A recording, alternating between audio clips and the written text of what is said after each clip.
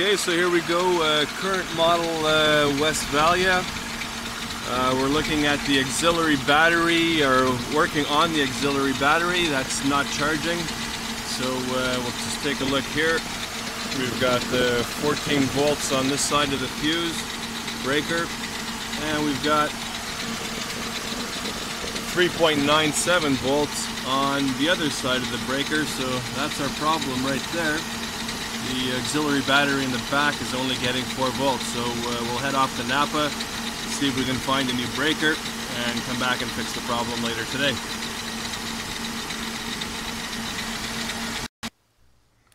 Okay, well, here we are back at the West, and after a quick call to Napa Auto Parts at 9 o'clock this morning, and it's now about 4 or 5 in the afternoon.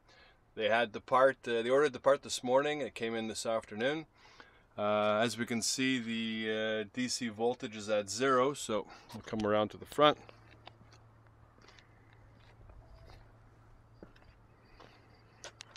And there we go. That's the old breaker, which doesn't seem to be working anymore.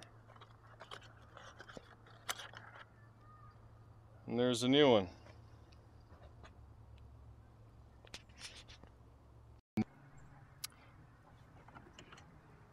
Okay, so here we are back at Tremblay and Tremblay's Westfalia. As you remember, before we did the repair, we got the positive lead here.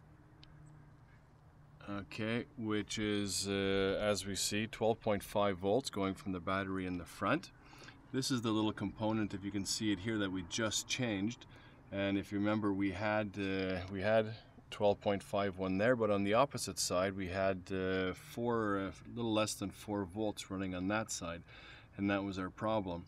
That lead runs into our relay over here, so of course we should have the same reading on this side, which is about 12.51. There we go. And then the other side of that relay is the positive terminal coming from the battery in the back. So if we look at that one, we won't have exactly the same reading. We've got 12.12 volts coming from the battery in the back. Now, just to explain a little bit how this works, we've got this wire right here in the center, this yellow wire right there. That's the actuator for the relay. So what happens is that, as you see, the two batteries are separated by this relay, right? We've got on the left-hand side, we've got 12.51, and on the other side, we've got 12.12, so you can see they're different batteries.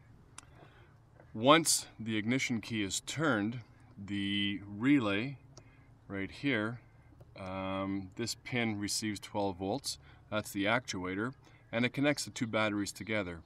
What that does, of course, is it lets you separate the front battery from the rear battery, so that when the ignition key is turned off, you can use the battery in the back only, and you will not drain your starting motor.